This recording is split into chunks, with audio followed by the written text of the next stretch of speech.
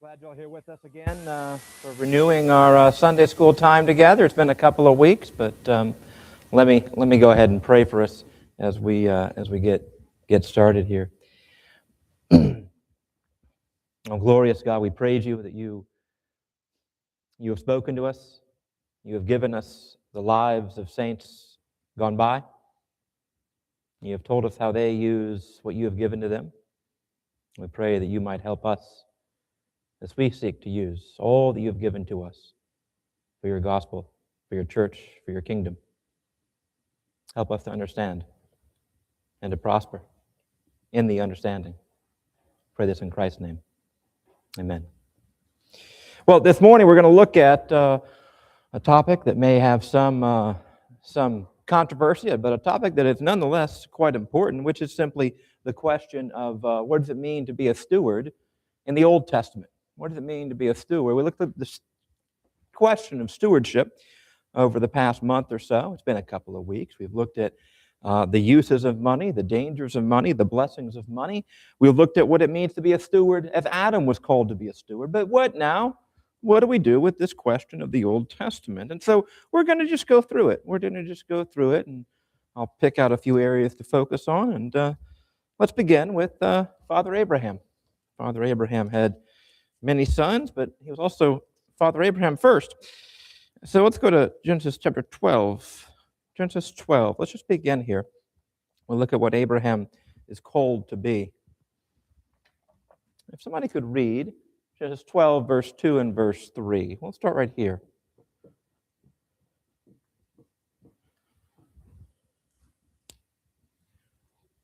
Genesis 12, 2 and 3. And I will make of you a great nation, and I will bless you and make your name great, so that you will be a blessing. I will bless those who bless you, and him who dishonors you I will curse. And in you all the families of the earth shall be blessed. Great. This is a classic promise to Abraham. You find it repeated to him. You find it repeated to Isaac, to Jacob, so his sons, his grandsons. So what is the promise here? Let's just start. What's God promising Abraham?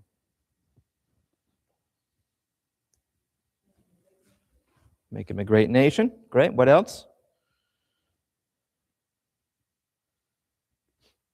That he will avenge him. He will avenge him. Whoever curses you, I will curse. Okay, what else?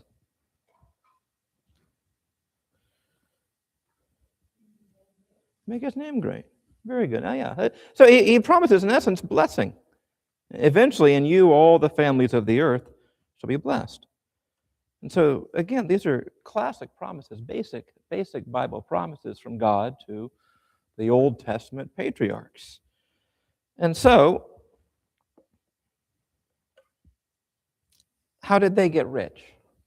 When Abraham was to look back on all his stuff, when Isaac or Jacob were to look back on all their stuff, where would they trace it to? What root?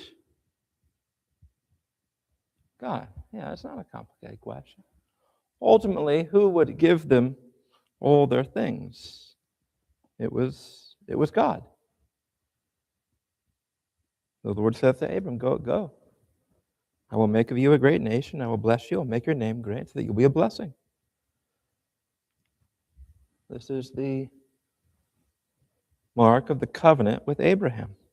That is, the wealth is tied directly to God's promise to give his people a special land. Now, turn to the next chapter. The next chapter is Abram and Lot. We read verse 2, Genesis 13. Abram was very rich in livestock and silver and gold. But there's a problem. Abram and Lot, their livestock, they have issues, they have disagreements, they have strife. And Abram says, Lot, you choose. You go left, you go right, you go left, I'll go right, you go right, I'll go left. What is he doing there? I mean, of course, he's solving an issue, but how does he solve it?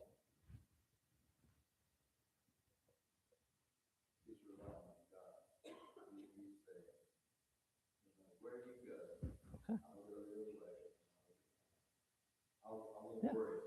Yeah. Yeah. He's relying on God. Okay? He trusts that God will give him the blessing wherever he is, wherever he lives, no matter what nation, what part of the land he lives in. But don't miss what else he's doing. He's giving to Lot. He's giving the choice to Lot. He's saying, Lot, you can decide where to go. He could make the decision. He has the right to, but he says, no, you choose. And this is recognized as a model. This is an example for us. It's an example for us when we are faced with choices. Are we willing to give up the chance to grab all we can, to grab the best spot that others might be blessed? So we have here from the very beginning, just to sum up Abraham and the patriarchs, we have here God promising a lot to Abraham. God promising blessing to Abraham. I'll make your name great. And then implicit in all that is, I will make you prosperous. You will have things. And so part of God's covenantal blessing is not simply spiritual, but there is a material aspect to it right here. I will make of you a great nation. And yet even in the giving of the stuff, notice the very action that Abram does with it, with the possible prosperity he gives. He gives generously of his wealth. And so that sets the backdrop for all that we're going to discuss. We have the promise that God is the one who gives, and God is the one who will make these people blessed. Of course, you can say that, can't you, about your own self? What has made you a prosperous person?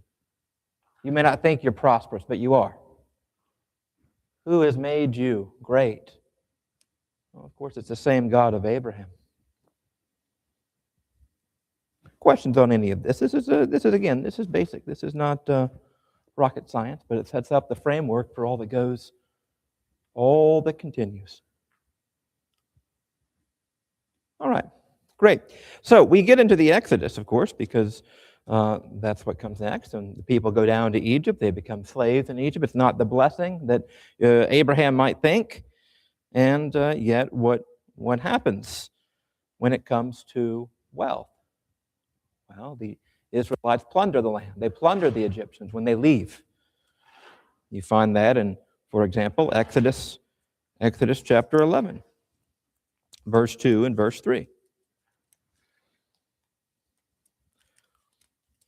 Let me just turn there.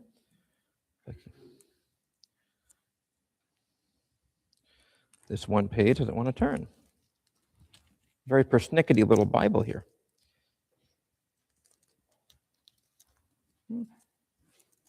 Well, it doesn't want to turn, does it? Here we go. Speak now in the beginning of the people that they ask, every man of his neighbor, every woman of her neighbor, for silver and gold jewelry. The Lord gave the people favor in the sight of the Egyptians. Okay, so the Lord gives the people favor when they ask for jewels, when they ask for money, when they ask for stuff, and they get the stuff. They loot it. Now, what happens with that wealth?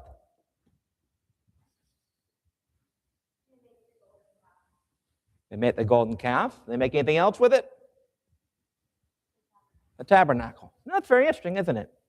All the stuff, all the prosperity, all the things, and they use it partially, right, when it comes to the Exodus. Part of the loot goes to the tabernacle. And yet part of the loot goes to the golden calf. So you have this kind of twofold dimension here. On the one hand, you have the wealth that is taken, the wealth that is taken away, this precious metal that is used to bless the Lord. It's a positive sign. On the other hand, you have the very same metal used in their minds to also bless the Lord, and yet, as it turns out, to engage in false worship.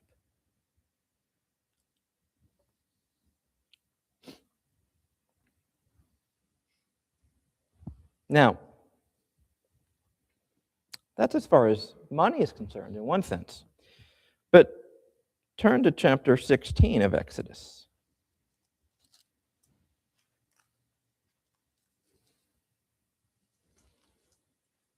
Chapter 16, verse 16. This is the giving of the manna. This is what the Lord has commanded. Gather of it, each one of you, as much as you can eat. You shall each take an omer, according to the number of persons that each of you has in his tent. And the people of Israel did so. They gathered, some more, some less. But when they measured it with an omer, whoever gathered much had nothing left over. Whoever gathered little had no lack. Each of them gathered as much as he could eat. So this is, of course, the Lord is feeding his people. The Lord cares for his people. But what's the principle that's included in this command?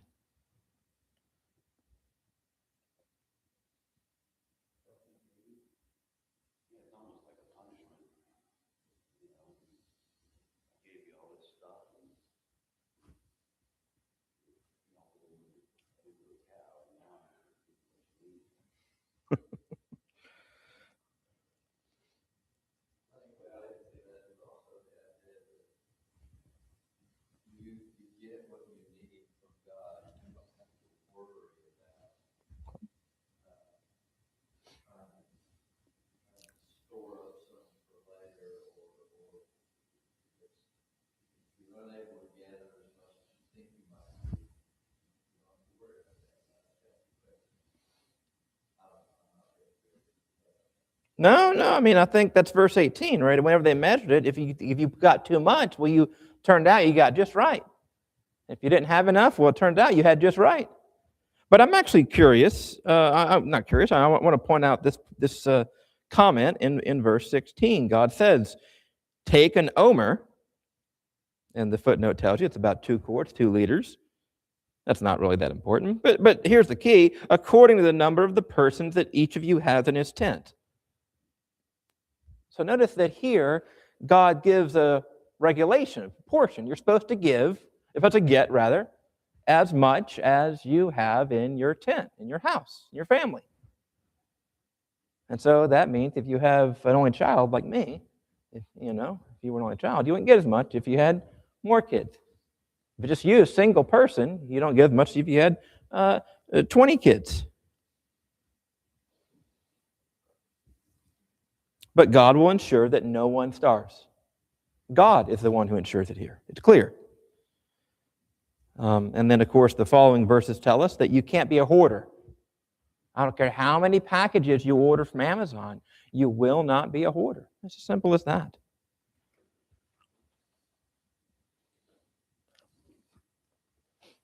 And so we see again the repeated principle, as with Abraham, God is the one who blesses. God is the one who gives, first and foremost. God is the giver. And we see a hint here of what we're going to get to in a second, which is that there are different amounts given to different people on a certain basis. Now, flip over to Exodus 36. We come here to the tabernacle. Something we covered relatively recently.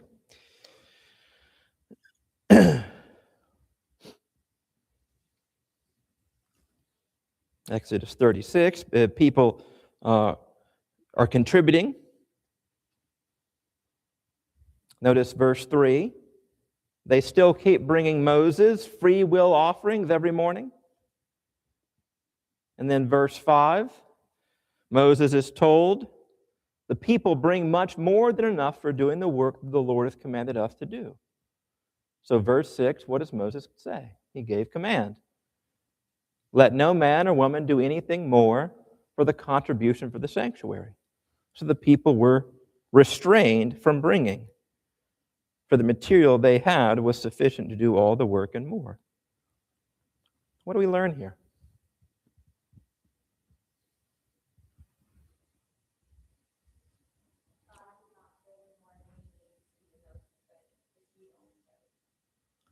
Okay, so one principle here is that God does not take more than he needs. He could, of course.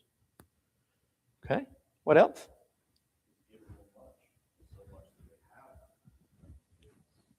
He's given them much, even by plundering the Egyptians. He's given them plenty. What kind of offerings are being given? Look back at verse 3. Free will offerings. Now, I don't want to do too much of a test here, but what kind of offering is a free? You probably can guess it. What kind of offering is a free will offering? It's not compelled, right? It's not forced. It's not, let us say, like a tithe. You see, many folks have the idea that the Israelites were really burdened down by all the tithe they had to pay.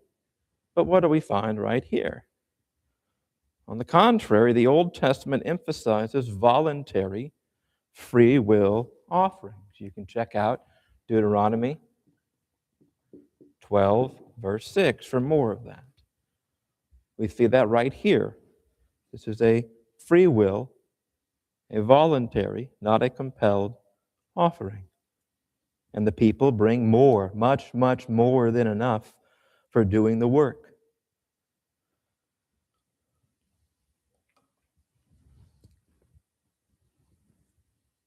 Have you ever felt that way? Where you just wanted to give to the Lord? You wanted to give something He's doing? You weren't compelled at all. You weren't, checking and saying, well, do I have this much? I guess I'll give a little bit. You see, the only way that we can have this kind of mindset is if we see the Lord who has given us all things. But notice what Moses does. He says, I don't need more. God doesn't need more. There's enough. Moses has an idea of how much is needed. He has a budget for the tabernacle. He knows how much is there. He knows how much is not needed. And of course, we see a similar principle when it comes to the temple. What does King David do? 1 Chronicles 29, verse 3. David says, because of my devotion to the temple of my God, I am giving of all of my own private treasures of gold and silver to help in the construction. You see, the people rejoiced over the offering. The same thing happens when it comes to the temple. They give freely. They give wholeheartedly. The king, the leaders, the generals, the captains, the administrative officials, the family heads. 1 Chronicles 29, verse 9, King David was filled with joy. See, the principle here is that Old Testament giving goes far beyond a kind of a notion of a tithe. Old Testament giving, and the focus is not on the amount. You'll notice the focus is not here on, you'll see there's no percentage given, there's no amount given. The focus is on the wholeheartedness, the delight, the joy. That is, the focus is much more. Even as we think of Christ, we looked at it before, we think of Christ and the widow. The focus is much more on one's posture towards the gift that is given.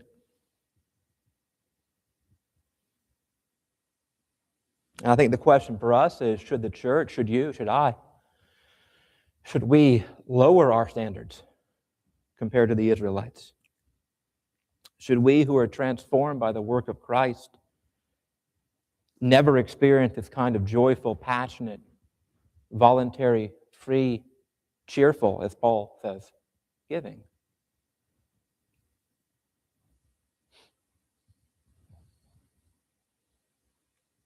Now, of course, this is far more than simply, as I've mentioned before, far more than simply cash. This is a meal. This is your home. This is a dress. This is a shirt. This is a shovel. This is a bicycle. This is your sewing machine. This is all sorts of things, anything that is yours. Or you can share.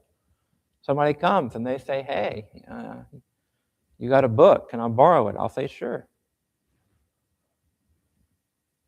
Are you generous with giving of your things?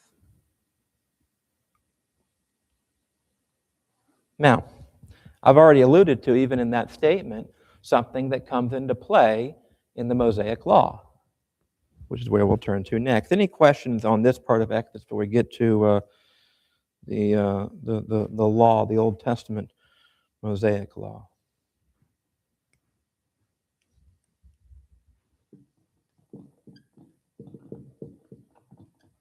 No? Great. All right, so when it comes to the question of material possessions, there are kind of two themes that come out of the Old Testament Mosaic Law. On the one hand,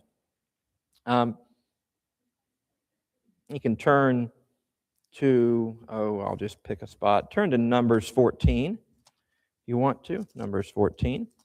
On the one hand, the Old Testament talks about the fact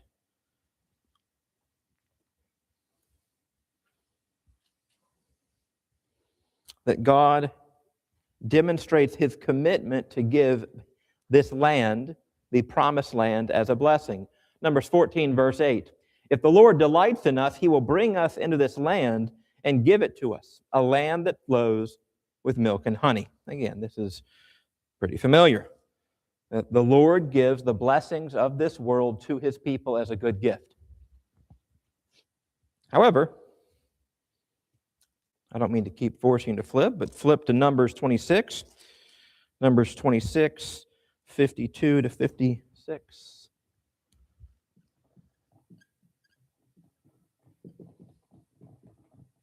We see that there is a notion here of ownership of property, that the Old Testament law enshrines what we might call private property. And yet, what do we find here in Numbers 26, 52 through 56? The Lord spoke to Moses, saying, among these the land, and this is the list of the people of Israel, among these the land shall be divided for inheritance according to the number of names. To a large tribe you shall give a large inheritance. To a small tribe you shall give a small inheritance. Every tribe shall be given its inheritance in proportion to its list. But the land shall be divided by lot. According to the names of the tribes of their fathers they shall inherit.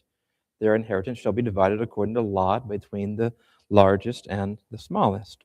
So what is the principle here the Lord is using?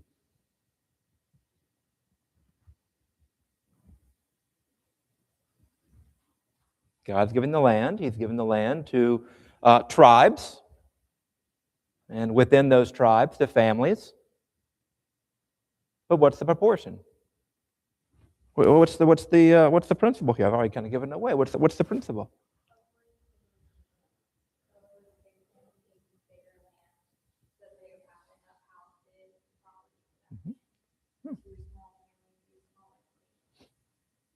Okay, so there is a principle not just of private property, let us say, but of proportionality.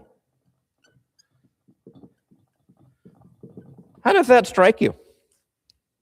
Does that strike you as fair? Lance, you're laughing?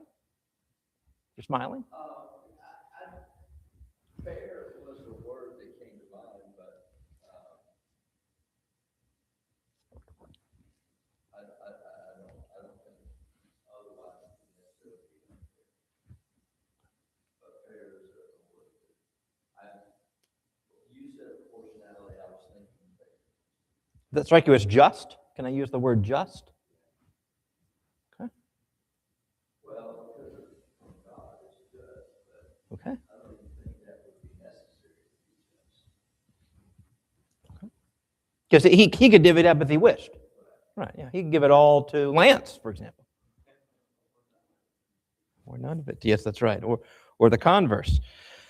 Other.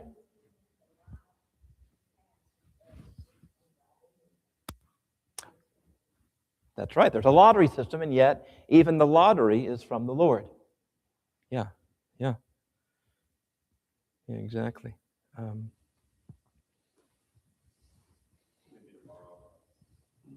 terminology, but quality versus equity. They're giving everybody equal portion.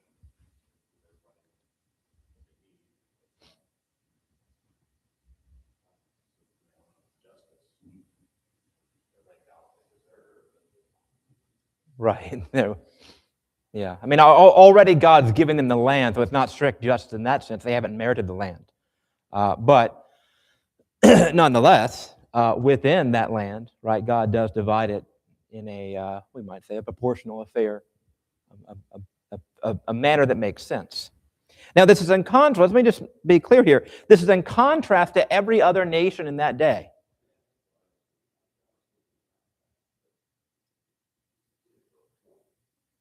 So what do you know, Ken? What did every other nation do back in the day?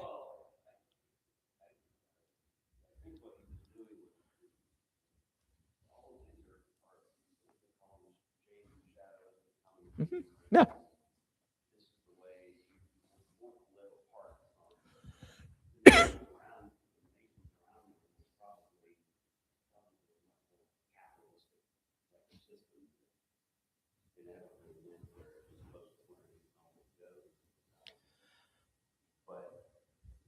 Yeah.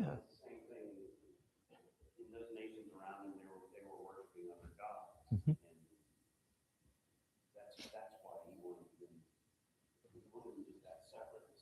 Mm-hmm.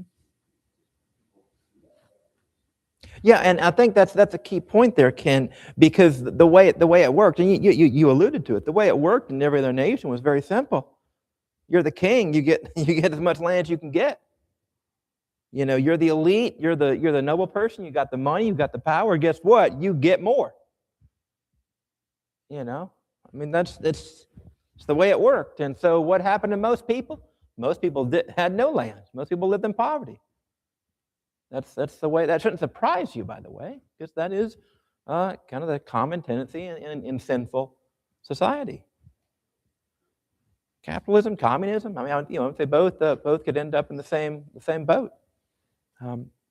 Now, alongside this focus on property, alongside this focus on fairness, there is another element, another theme, you might say, of God's law,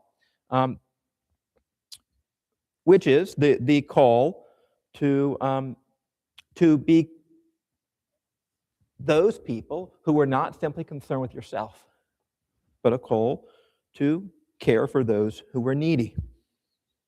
So, for example, Deuteronomy 24, verse 19.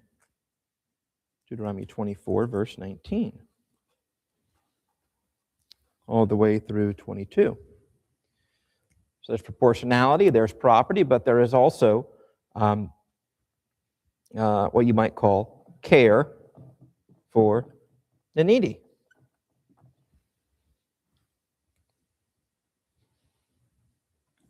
So this is the law of gleaning. Deuteronomy 24, 19 to 22. When you reap your harvest in your field, you forget a sheaf, you don't go back to get it.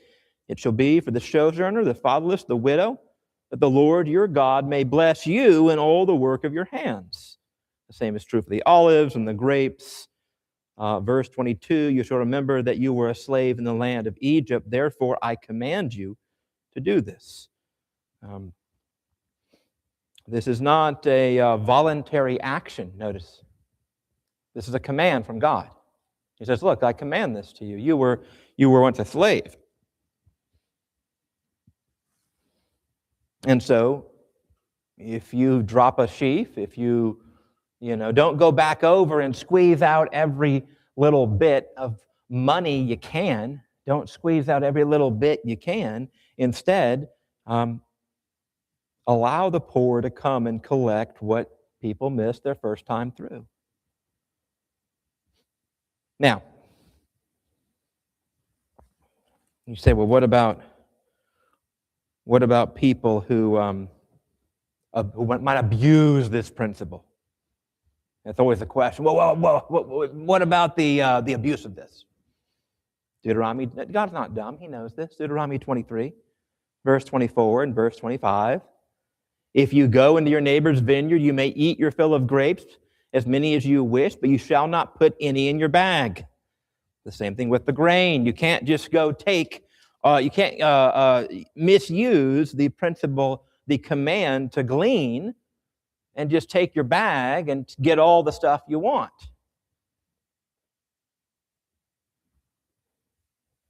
And so this is a basic principle.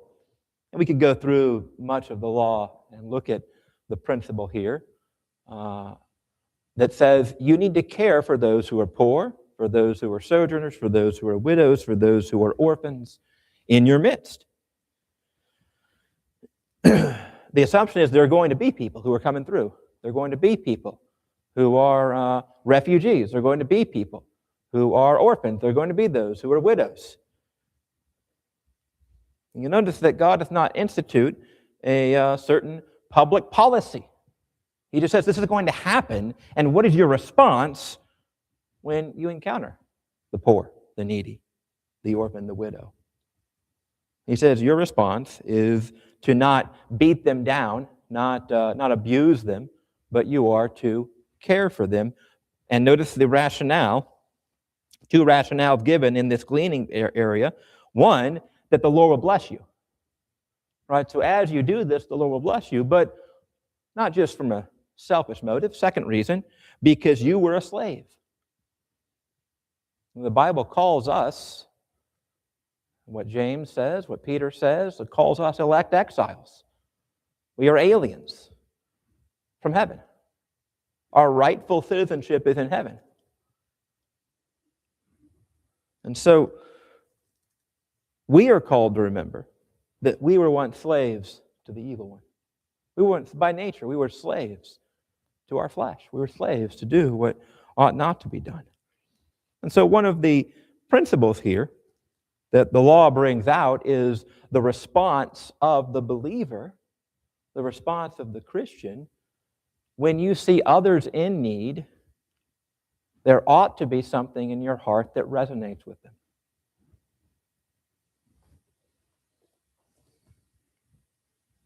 Now, third, related to what we've already discussed a little bit here, there is what you might call a sliding scale. It's not just a question of proportionality, not just a question of property, not just a question of care of the needy, but a sliding scale for offerings, a sliding scale for sacrifices.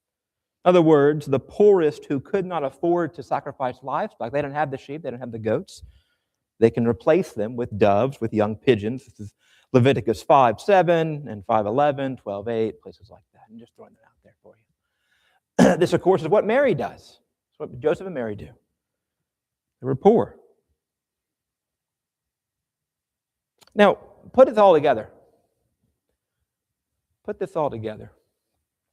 What is the great temptation of the people of God under Moses in the Promised Land? The great temptation of the people of God, the great temptation with all they've been given. It's simply this right here. It's the 10th commandment. The great temptation that they face, and I would put to it the great temptation that we face in any of our prosperity, any of our gifts we have from the Lord, is coveting. You see, in the wilderness, they were forced to rely on God for manna. In the wilderness, they were forced to rely upon the Lord. And even then, they coveted. But here, when they're in a land that has milk and honey, that all sorts of goodies, well, the temptation is to rely on yourself. I've got this. I'm good. That's why a major concern the Lord had is not just to bless them, but that they might know from whom the blessing comes. How do they get the blessing? Even as they are called, even as you and I are called to work hard with our hands, we must remember that the blessings we get come from the Lord Himself. So this is just a survey, short survey of the Mosaic economy with some basic themes here. Any comments, questions? I do want to hit the Proverbs for a second, and then we'll be out of here. All right. Two themes we find in the Proverbs that I want to hit. You know, when you think about stewardship, you think about work, you think about labor, you think about the Proverbs. And one of the key themes the Proverbs lays out is basically what we might call a prosperity gospel. Or, to put it simply, that when you work hard, when you are industrious, when you are faithful, that will lead to God's covenant blessings. Proverbs 12, verse 11, excuse me. Proverbs 12:11. Whoever works his land will have plenty of bread, but he who follows worthless pursuits lacks sense. So the kind of basic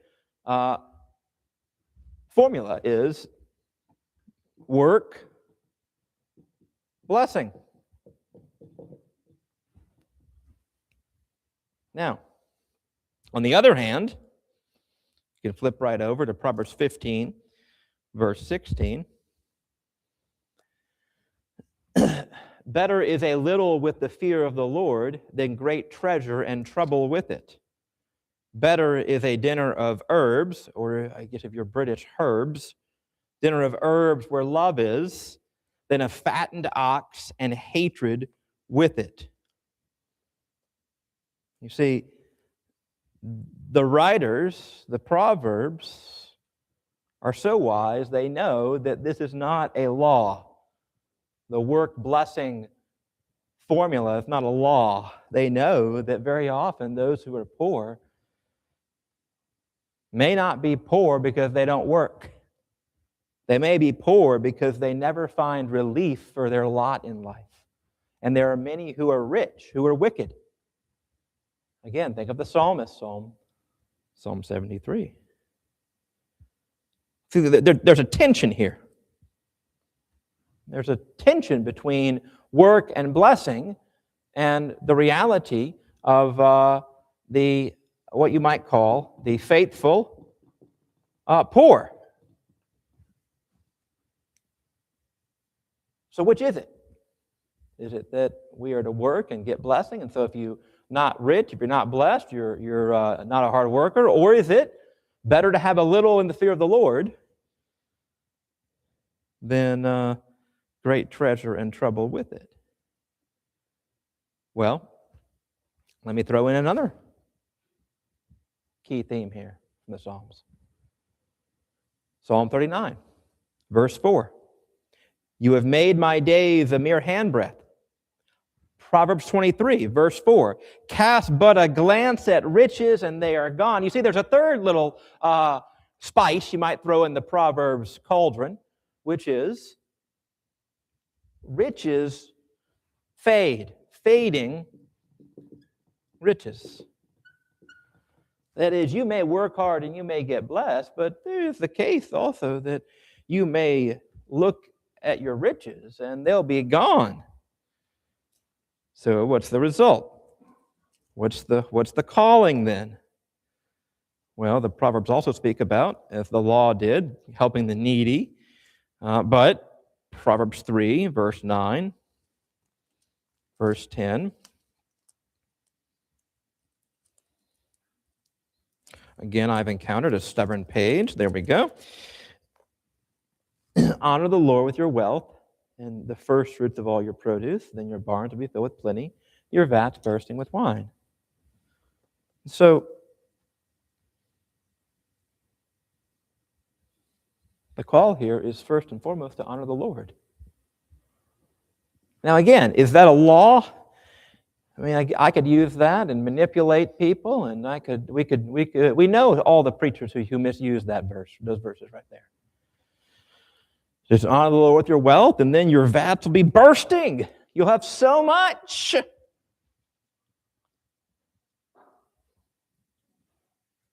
How would you read that? What's that saying?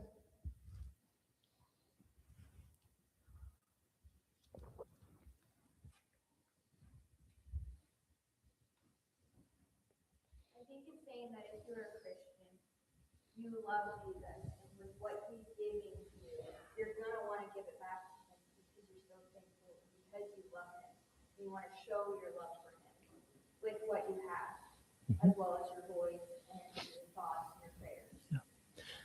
And will he reward that, Violet? Yes, whether it be here on earth or in heaven. Yeah. So the principle is true. It's very well put. The principle is true. The Lord will give you a bursting vat, but it may not be a bursting bank account. It may be something that's far more valuable. Because again, go back to Proverbs 15, better is a little with the fear of the Lord than a lot with trouble.